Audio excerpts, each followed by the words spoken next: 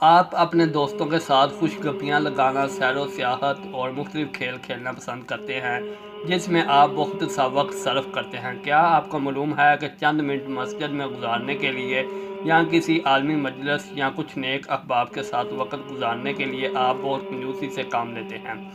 کیا آپ ایک آدھا گھنٹہ یا کچھ دیر چند ایسے کلمات سننے میں نہیں گزار سکتے کہ اللہ آپ کو اس کے بدلے دنیا اور آخرت کا نفع دے؟ ہو سکتا ہے کہ آپ کی سعادت اور خوش بختی انہی کلمات میں مضمر ہو جو آج آپ نہیں سن سکے۔ میرے بھائیوں، جب آپ کسی کو کلمہ خیر کہتے ہوئے سنیں تو ادھر کان لگایا کریں، ہو سکتا ہے کہ اس کی بات آپ کے دل میں اتر جائے اور آپ شیطان کی چالوں اور فریب کاریوں سے محفوظ رہیں، اور نوجوانوں کو اپنی چالوں سے گمراہ کرتا ہے۔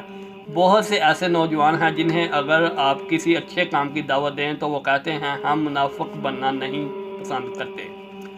ہم اس حد تک نوجوانوں سے اتفاق کرتے ہیں کہ منافق آگ کی تھا ترین گہرا میں ہوں گے، اور یہ بھی سچ ہے کہ منافق شخص یہودی یا عیسائی سے کسی کفر میں زیادہ پسند ہوتا ہے۔ مگر سچ ہے کہ ان نوجوانوں کو نفاق کا معنی اور مفہوم کون سمجھائے۔ بعض نوجوان بھائی کہتے ہیں کہ ایک دن ہم اسٹیڈیم میں کسی تھیٹر یا کسی میوزیکل نائٹ میں حرام کام کرتے ہوئے گزارے، اور دوسرے دن ہم مسجد میں جائیں، کسی اچھی مجلس میں شریک ہوں یا دین سے وابستہ لوگوں کے پاس بیٹھیں۔ یہ تو سراسر اتفاق نہیں۔ بعض بزم خود ہوشیار بننے والے نوجوان ایسا جواب صرف دین کے داعی کو لٹانے کے لیے دیتے ہیں، حالانکہ وہ اس طرز گفتگو سے جس گناہ سے خود کو بری قرار دے رہے ہیں، ہو سکتا ہے کہ شاید اسی میں مبتلا ہو چکے ہوں۔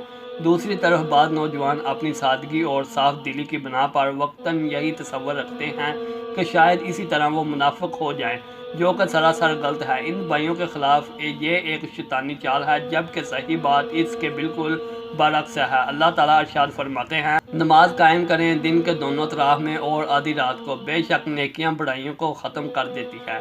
یہ نصیحت ہے نصیحت حاصل کرنے والوں کے لیے۔ میرے نوجوان بھائیوں، بہتر تو یہ تھا کہ آپ اپنے آپ کو مسیحیت کے ترک پر قائل کرتے، حتیٰ کہ آپ اس پہ پختہ تر ہو جاتے۔ آپ کی زندگی تقویٰ و اصلاح کا نمونہ بن جاتی، آپ اہل خیر کی صحبت اختیار کرتے اور مساجد کے ساتھ دل لگا دیتے۔ لیکن اگر آپ یہ نہیں کر سکتے تو کم از کم آپ کے لیے یہ ضروری ہے کہ نیکی اور تقویٰ پر کار پابندی رہے۔ عین ممکن ہے کہ اللہ تعالیٰ آپ کو ان گناہوں سے توبہ کی توفیق دے اور آپ کے لیے اتنا زیادہ اجر ثواب لکھ دے کہ آپ کی نیکیوں کا پلڑا بھاری ہو جائے۔ مگر افسوس ہے کہ بعض بولے بالے بھائی بہت سے نیکی کے کام، مثلا نماز، اہل خیر کی صحبت، دین دروس قرآن اور دیگر عالمی مجلس کو چھوڑ دیتے ہیں۔ یہ چھوڑ کر کہ میں معصیت و نافرمانی کرتا رہوں گا، اور اگر میں معاشرے کی صالح نوجوانوں کے ساتھ میل جول رکھوں گا تو انہیں میری کمزوریوں اور میرے گناہوں کا علم ہو جائے گا اور وہ میرے خلاف ہو جائیں گے۔ اسی لیے نیک لوگوں، جہادی تحریکوں اور نیک مجالس سے احتراز ہی کیا جائے تو بہتر ہے، اور اسی طرح وہ اپنی چند کمزوریوں کی وجہ سے دنیا و آخرت کے بے پناہ فوائد سے محروم رہ جاتا ہے اور راہ جنت سے گریز پا ہو جاتا ہے۔ میرا خیال ہے کہ جب کوئی شخص اس انداز سے سوچنے لگے تو اس نے گویا اپنے لیے نعوذ باللہ آگ کے راستے کا انتخاب کر لیا ہے۔ اسی لیے نیکی و تقویٰ سے اراض اور ترکاب معصیت ہی تو جہنم کی راہ ہے، اور بعض اوقات چھوٹی چھوٹی نافرمانیاں مل جائیں تو انسان کو جہنم میں لے ڈوبتی ہے۔ دوستو، یہ تھی آج کی ویڈیو۔ اگر اچھی لگے لائک کریں، کمنٹ کریں اور چینل کو سبسکرائب کریں۔